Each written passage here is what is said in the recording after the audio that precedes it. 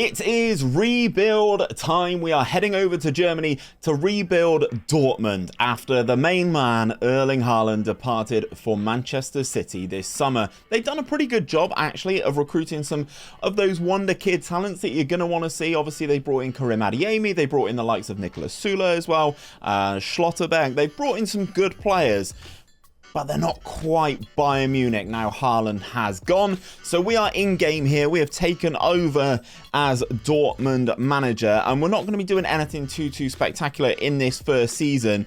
I'm going to try and play a 4-2-4. And I think it's going to be like a kind of gegenpress sort of mentality. I'm still not fully there with tactics this year. I really want to be able to nail things a little bit more. But at the moment, I'm a little bit of a mess. So I'm hoping this video really does help me. So with this is just a preset. But what I have done is I've added sit narrower and shoot less often on these two defenders on the right and the left back. If we quick pick without restriction our best 11, this is kind of what I'm looking at. So we've got Kobo in goal, Meunier, I'm sorry. Süle, Hummels, Guerrero, Emre Can. Obviously, the main man now in the team is Jude Bellingham. Hazard, Royce, Haller is obviously, you know, we wish Sebastian Haller all the best in his recovery, and then 𝘼𝙗𝙗𝙯. So the main man is Jude Bellingham. In 19 years of age, I'll be trying to keep hold of Bellingham for as long as humanly possible. However, I feel it is inevitable within this save that he does leave the club, unfortunately. I feel the Premier League is going to come calling at some point. It's just a matter of how long we can hold on to him for. And then this is the main man up top, 𝘼𝙗𝙗𝙯, the man tasked with the job of replacing Erling Haaland, obviously from RB Salzburg fame and wonder kid last year in FM22. Looking at the difference between him and Erling Haaland, this is a massive downgrade. So I'm hoping that he still has that wonder kid talent and level ability in him. And we do have some interesting players on the bench as well. Obviously, I touched on 𝘼𝙗𝙗𝙗. We've got Julian Brandt. We've also got Donyell Malen as well, Gio Reyna. We do have some good players, obviously Youssoufa Moukoko as well. I don't think he's going to be ready first season to try and push things on. In terms of some of the competitions that we are in, guys, this is what we have this year. Obviously, we do have the Bundesliga, the Champions League, and the DFB Pokal. We're pretty fancied in the Pokal. Obviously, they want us to get to the semi-finals. They want us to reach the round of 16 in the Champions League. And then the Bundesliga, if we take a look at that season preview, Bayern, massive favourites. We've got two players in the Media Dream 11 in Süle and Jude Bellingham. Everyone else apart from Konrad Laimer is a Bayern Munich player. They are 2-5 to win the league. So lots of interesting stuff that we are going to be doing here. One thing I did want to touch on is the supporters as part of the club vision, guys, just because of Dortmund supporter base and you know how synonymous they are with the club. 9% hardcore fan base, which is absolutely huge, and 37% core. They have fans that go to the games regardless, and I really like that. So we'll try and keep an eye on this as we progress through the seasons. I'm going to have 5 years at Dortmund to see what we can do with them. I'm not going to sign anybody in this first summer window because I kind of wanted the squad to be as accurate as it humanly can. So let's simulate the first year and see how things get on. Guys, I cannot believe it. We have won the Bundesliga. This must be a very down year for Bayern Munich. We won our last... Guys, I cannot believe it. We've managed to win the Bundesliga. We finished on top of the league, above Bayern Munich, above Leipzig. This must be a very down year for Bayern Munich. Only scoring 77 in the Bundesliga in 34 games seems like a little bit of a waste for Bayern. They did only concede 29 though. That was the second best defense in all of the league, but had the same goal difference as us because we were scoring like absolute mad hatters.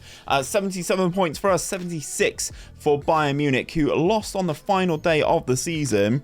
They lost against Cologne on the final day of the season. Mark Uth with a 82nd minute goal, meaning that we won the league, which is really nice. But I have noticed they do have a Europa League final and a DFB Pokal final coming up, which is interesting for Bayern. Probably shouldn't be in the Europa League. In terms of some of the other stuff, though, if we go onto here, you can see we were knocked out in the quarterfinals of the German Cup by RB Leipzig, and knocked out in the round of 16 by Real Madrid in the Champions League. If we go on to that round of 16, you can see we lost 5-1, so kind of got battered a little bit. I'm still kind of trying to tweak this tactic. It's done okay in the Bundesliga, but on a year where Bayern are actually really, really good, I would be nowhere near the title. So I'm taking the league win that we've got, and I'm running all the way to the bank with it. In terms of some of the stuff that we have done, guys, I did make some signings in the January that I want to touch upon. Annoyingly, 𝘼𝙗𝙤𝙪 has gone. He went to Bayern. This does happen, doesn't it? 𝘼𝙗𝙤𝙪 went for 25.5 million up front. It could rise to 33. We also signed this guy, 𝘼𝙗𝙤𝙪. He comes in from Montpellier. Young striker, can play on both wings as well. Give me a lot of options, which is kind of what I'm looking for in this team. I kind of want the front four to kind of all be interchangeable. And we also signed Andre from Fluminense for 15 million pounds. Comes in. He is effectively the 𝘼𝙗𝙤𝙪 replacement to play as that DM. Super well rounded. Not exceptional in anything, but good in most things. So I'm looking forward to seeing how this young Brazilian prospect does push on. In terms of things going into season number 2, we've got a decent enough overall balance of just shy of 64 million pounds. We've got 18.5 million in the transfer kitty, and we've got a little bit of wiggle room, about 200k-ish in that wage budget. We're going to try and strengthen. At the moment, it doesn't seem like anybody wants Mr. Jude Bellingham. So if we quick pick without restriction our best 11, this is how we're looking now. So Donyell Malen is coming up top to partner 𝘼𝙗𝙗𝙪, and this is how the team is looking at the end of the first season. Bundesliga winners. Let's go and spend that money and try and make this team just a little bit better. Right, so going into season number 2, we have some transfer business to talk about. First and foremost, Eden Hazard's younger brother, Thorgan Hazard, has now departed the club. He is now a Valencia player. He left the club for 23 million quid. He is now at Valencia, which allowed me to spend a little bit of money elsewhere. We went out and picked up this guy, Pervis Estupiñán. He plays at Brighton currently. Brighton got relegated in my simulation, RIP Roberto De Zerbi, and he had a buyout clause, I believe. Yeah, 9.25 million that we were able to pay for this guy's services to come in and kind of give us a little bit of competition at left back. We also went out and signed this guy from Schalke, 𝘼𝙗𝙗𝙪. He looks quite nice, a nice little sort of backup option for us at centre back. He's 22 years of age. He's been capped by Austria, played in the Bundesliga 2, I think that will be for Schalke, so he looks quite nice. Then we have the big boys. We went over and raided PSV. Cody Gakpo is the main man at Dortmund now. This is kind of another superstar that I feel that I really feel that Gakpo is a superstar and will be a very, very consistent player in this year's game. We went over, we signed him from PSV. He's got 17 corners as well, and you know how much I love a set piece. We paid 40 million for him up front. It could rise up to 55 with incentives and stuff like that. Had a very good year for PSV last year. 5 goals, 2 assists, and a 7.25 average match rating in the Eredivisie, which is really, really nice. He is going to play on that left-hand side for us, cutting in on his preferred right foot. And another player we also raided from PSV is 𝘼𝙗𝙗𝙪, the big Ivorian central midfielder. Andre was okay after he came in January, but this guy's 6'3". He's got 17 strength, good teamwork, good work rate as well. I just want him to be a big absolute unit, just smashing people over left, right and centre in that DM ball winning midfielder role that we are running. And so we spent some money, 73 million quid. Obviously some of the stuff for Gakpo is potential instalments, and we recouped 24 million pounds. So in terms of the budget, we've got a touch left, but nothing major to really write home about. In terms of the tactic and stuff, I've played around with it slightly again in terms of some of the actual roles on the players, but this is how we are looking to line up for season number 2. If I put 𝘼𝙗𝙗𝙪 in there, Kobel, Süle, Schlotterbeck, Hummels, Estupiñán, 𝘼𝙗𝙗𝙪, Bellingham, Gakpo, Royce, Malen, 𝘼𝙗𝙗𝙪. We are quick up top, apart from Marco Royce, who is getting on a little bit now. He's 34 years of age, but he is still the skipper of the club. stalwart, so he will be here until he doesn't want to be here anymore. I don't want to risk upsetting anybody by trying to sell Marco Reus. In terms of the competitions though, because we did win the Bundesliga, we do have the DFL Super Cup as one of our competitions this year, and obviously we do enter into the Champions League at the group stages. In terms of the season preview, we are still not predicted to win the league. We are in second, 9-2 odds for us, but we've now got 𝘼𝙗𝙗 Bellingham and 𝘼𝙗𝙗𝙕 now in that media dream 11. He had a very good year for us last year. 30 goals in 30 Bundesliga appearances, 40 goals in all competitions for the youngster. So very nice progress there. In terms of some of the other competitions, guys, it's relatively straightforward. They want us to reach a round of 16 in the Champions League, and then we'll probably get buzzsawed by somebody, but let's simulate season 2 and see what happens. So were we able to retain that Bundesliga title? Unfortunately, the answer's no. Bayern Munich beat us on goal difference in season number 2. We had a goal difference of plus 56. They had a goal difference of plus 61 and win the division on goal difference. This is a very frustrating year for us competing against Bayern. They were knocked out. They knocked us out in the quarterfinals of the German Cup. They knocked us out in the quarterfinals of the Champions League, and then they beat us on goal difference in the Bundesliga. I thought things were going to be very rosy after we won the DFL Super Cup, beating them 4-3 as the season opener, but then they obviously had the last laugh by absolutely ruining us in all competitions, and they are also in the Champions League final. So you can see the sort of caliber of team that we are coming up against. Annoyingly, I still can't believe that we lost on goal difference, man.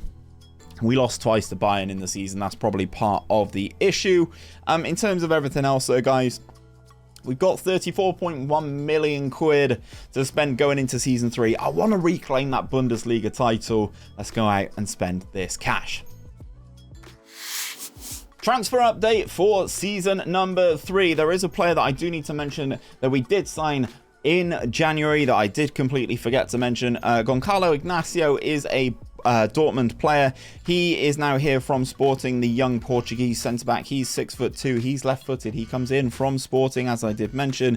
We paid 25 million for him last year. Obviously, Mats Hummels is getting on the old side and has now departed the club, so we needed to try and find that left-footed replacement.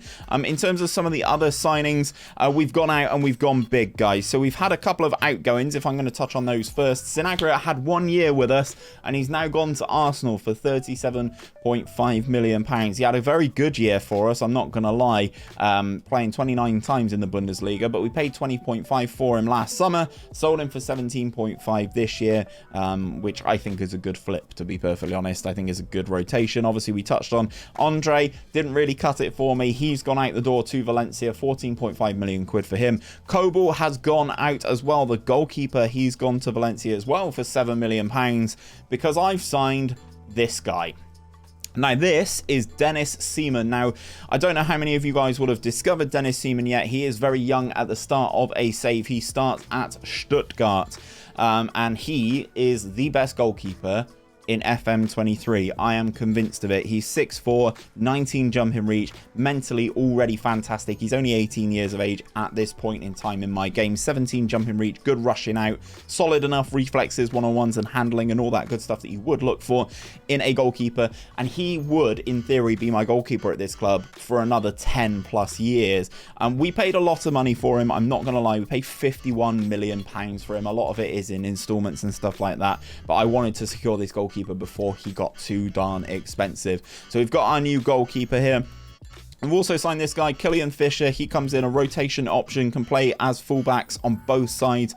He's German as well, because the supporters did want me to sign more German players, so I've tried to adhere to that a little bit with those guys as well. Manuel 𝘼𝙗𝙗 is how I'm going to say this guy's name. I probably butchered that. I definitely have butchered that. He comes in from Sporting, 23 years of age in game now, 19 caps for the Uruguayan national team. Very good mentally, nice tackling as well. He's 6 foot. He's listed as an elite midfielder. Resolute personality. I'm hoping he can be the guy to hold our defense together. And then we've also gone out and signed this guy as well, Dion Drenner Beljo is how I'm going to say this guy's name. Again, probably butchered that. He starts off in Croatia, but Cologne bought him last year, and I noticed that he scored against us, and I had a look at his attributes. And he looks brilliant, to be perfectly honest with you. All the stuff I look for in a striker. He's big, 6'5", good jumping reach, good strength as well. He's not slow. He's got 14 pace, 13 acceleration, which is not too bad. Good anticipation, really high determination, fantastic off the ball, and 16 finishing. I like this guy a lot. We paid 14 million for him. That was his buyout clause.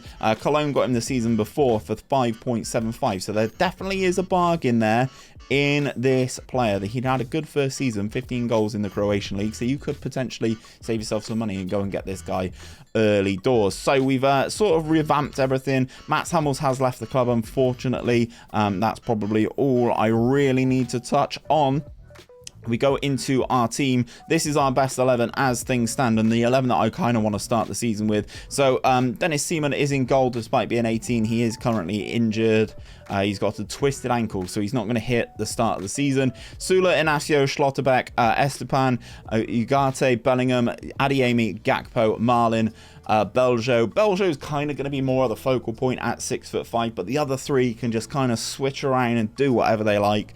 They are going to be my creative force up top. In terms of the competitions, guys, just back to the three: the Bundesliga, the Champions League, and the DFB Pokal. Let's simulate and see how season number 3 gets on. So it's the end of season 3, and Bayern have... I almost saw them. Bayern have almost done it again. They've beaten us on goal difference for the second season in a row. I am livid. Obviously, we do simulate these seasons. I don't sit here and play the games. We just kind of plug in the tactic, get the players all sorted, and rip it through the whole season.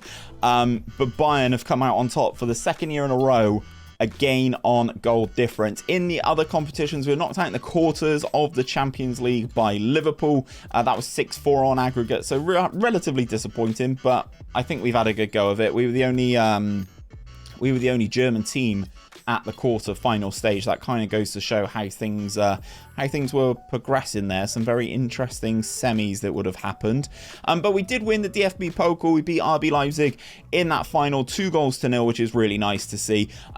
Getting the job done there. Marlon with both of those. But the attack looking fierce, I have to say. And 18 or probably 19-year-old now Dennis Seaman having an absolute worldie in that final, proving that I spent 50 odd million on him for very good reason.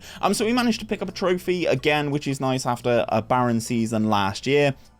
I'm not counting the Super Cup, but very frustrated to lose out to Bayern yet again. We won more games than them this season, but we also lost more games, so I guess that's kind of the way the cookie crumbles. Really annoyed that Bayern are doing so well. We've got 49 million to spend going into season number 4. Obviously, Dortmund are fantastic. They don't have any debt, which is really nice. And let's have a little touch on that supporter profile. So if we go into Club Vision and have a look at stuff, it's still kind of remaining as you would expect. Not a huge change here, but they are kind of happy with how things are going. They're happy that we finished above Schalke, for instance. They're very pleased that we're using developing players using the club's youth system. And speaking of the club's youth system, there are a couple players I do want to touch on here because they are very good. Engin Bayer looks like a fantastic little prospect coming through. He's 18 years of age. He looks very good. Yin Ming is another left back that I think could be a good player moving forward. It'll be interesting to see how he gets on with some game time. And then I have to talk about this guy. English guy has come through my youth intake, 3 years in at Dortmund. He's 15. Look at this goalkeeper.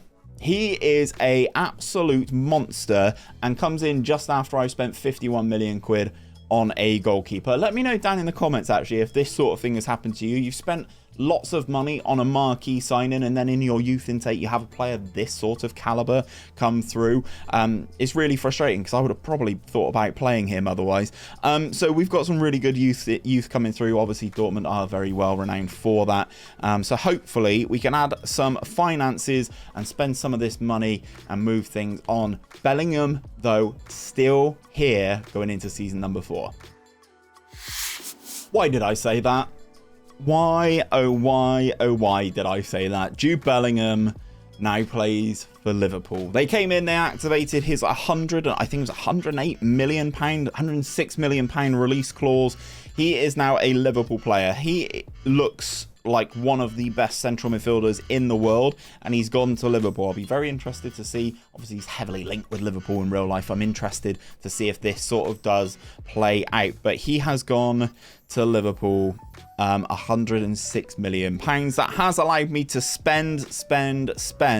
And there is no one that I need to talk to you about on that page, but there is on here. Giorgio Scalvini comes in, centre-back, youngster, Italian, capped by the Italian national team, physically monster, 6'4", unbelievable physicals as well. Really, really nice mentals for someone his age.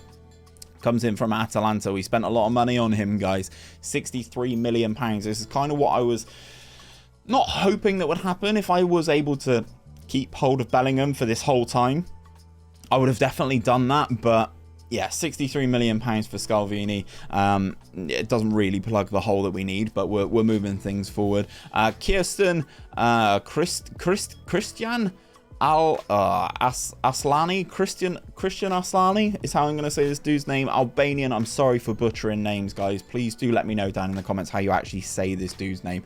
Young Albanian. He comes in from Italy. I believe he starts at Inter and then has had a spell. Oh, he's at Empoli and has a spell at Inter and then has just been at Empoli in the Serie A. He comes in for 21 million pounds. Kenneth Taylor. This is my Jude Bellingham replacement. The young Dutch player comes in, 6 foot tall, either footed.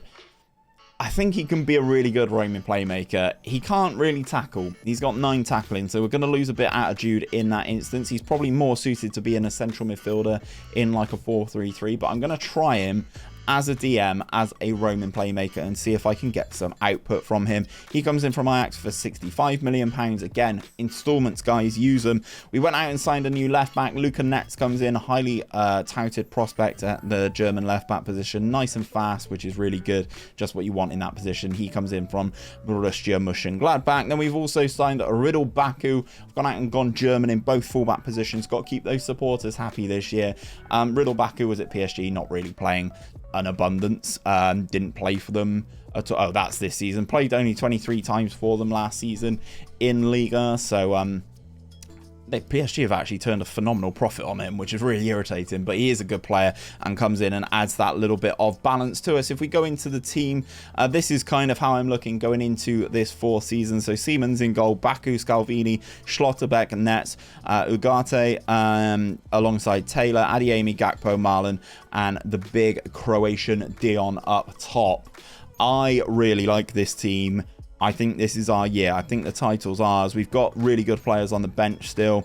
We've got the youngster Richards is there. Inacio, Brandt, Haller, Sula, Gio Reyna, Makoko, Killian Fisher again. We've got a very, very deep squad, and I'm hoping that pays dividends going into season number 4. We've got the DFL Super Cup back here as well. Obviously for winning the German Cup last season, and then all of the others. They just want us to be competitive in the Champions League. I don't really know what that means. Obviously we go into the new formats and stuff, and in terms of the Bundesliga, I've not shown you a season preview for a while. Bayern still favourites to come in clutch. We've got Seaman, who is now rated as the best goalkeeper in the division. Scalvini and Gakpo are part of the media Dream 11. So let's simulate season 4, and if we lose again to Bayern on goal difference, I'm going to be so annoyed. Okay, goal difference was not a factor in season number 4, and we have reclaimed the Bundesliga title. So we've had 4 seasons. I've won 2, Bayern have won 2. So it's going to be very interesting to see what happens in season 5. In terms of everything else though, guys, it's not been the best season. Knocked out in the knockout playoff round of the Champions League. Now, I do have to say, if you guys haven't seen the new format for the Champions League once you get a couple seasons in, this is how it looks. So the top 8 qualify. You play more matches. You play 8 matches in the Champions League now. The top 8 qualify for the second knockout round, and then the teams 9th through 24th, I think, then play each other in like a knockout style eliminator. We were in 20th. We didn't have a great run in the Champions League this year. Lost to Lazio, Atletico Madrid, Real Madrid, and AC Milan. We ended up taking on Arsenal, who finished 3rd in the Premier League with Diego Simeone as their manager, and Arsenal dumped us out of that playoff. If we have a look, where are we there? We lost 6-2 to Arsenal. not great. Knocked out in the second round of the German Cup as well by Hamburg. Again, very poor, but we did win the DFL Super Cup 4-3 against Bayern this time. The big Croatian scoring 2, as did Donjel Malen. I'm really happy with this signing. I think he could be a little bit of a gem coming out of Croatia if you get him early enough. But we did win the Bundesliga, though. That is kind of the bread and butter, isn't it? Getting the job done in the league. We beat Bayern by 3 points. They still had that better goal difference, which is a little bit of a worry. Another 25 win season for us going into our 5th and final season. Speaking of, we got 54 million quid to spend here. I'm not really sure where I want to spend it. I still can't figure out how to keep the AI from scoring. It's still very, very irritating for me. But let's get through this summer. Let's spend some of this money going into our 5th and final season. So our 5th and final season is here, and we have our final transfer update. We have a few players who have left us, some that I've actually signed during this rebuild. 𝘼𝙗𝙗𝙪 has gone. He has gone to Hoffenheim. That experiment, that test didn't really work, unfortunately. He's gone to Hoffenheim for £13.5 million. 𝘼𝙗𝙗𝙪 has actually had a very good career at Dortmund, but he's now an Atletico Madrid player. He's gone there for 10 million quid. 𝘼𝙗𝙗 actually came in, didn't really play a huge amount for us. He's gone to Real Betis, and they are the main outgoings for money. Meunier has gone, Haller has gone, Paslak has gone as well, and we've spent some money. We've brought in Big Nonny. He's here, another player. I'm just feeding PSV at this point. He looks electric, and I think that added balance, Gakpo on one side and Nonny on the other, I think that can cause problems in the Bundesliga still. So if we go on to our tactic and we quick pick without restriction our best 11, this is how things are looking. So Seaman in goal, Baku, Scalvini, Inacio, Schlotterbeck, Ugarte, Taylor, Nonny there, Gakpo, Big Dion, and then Adeyemi is the strike force. I'm really happy with the team that I've assembled here. Obviously, Gakpo is now almost a 5-star player himself. He is currently wanted by Manchester United. Adeyemi's wanted by Manchester City. And the growth of this goalkeeper still continues to astound me. I think he's brilliant, so much so that I may even end up doing a video on him. He is that damn good. And then if we move into some of the competitions, we do have the DFL Super Cup, the Pokal, the Champions League, where they want us to reach the quarter-final stage this year. That could be a stumbling block, so I don't know about you guys. I've seen a lot of sackings in FM23 so far, and then obviously we do have that Bundesliga for the 5th and final season. The decider, Bayern have the best team though, it would appear, according to the Media Dream 11. They have odds of 4-7 to win, because they still have players like a Jamal Musiala, who is probably the best central attacking midfielder in this year's game, I would say. They've got some very good players, which I am incredibly jealous of. But alas, we will simulate this 5th and final season. Who is going to win the decider between myself and Bayern Munich? So the rebuild is over. We have the results for the final season. Do you reckon we beat Bayern in this 5th season? Let me know down in the comments. Go on, chuck it down there now. Ultimately, the answer is no. Bayern proved too strong. We got 78 points this season. They unfortunately collected 83. They are too strong. We did get to the quarterfinals of the Champions League, though, as was the requirement. However, we did come up against PSG, who kind of annihilated us, to be perfectly honest. We lost the second leg 6-1. I don't understand how games like this happen. He's had 11 shots on target, and Siemens had an absolute stinker. Looking at this PSG team, it's pretty good. This is a guy I've not heard of. That's why he's a new gen. But they do have some good players here. I did see that Declan Rice scored alongside De Jong, and Mbappe is very good. They've got Bruno Fernandes. This is a very nice PSG team, so I'm not overly surprised that we did go out. We are runners-up in the Pokal.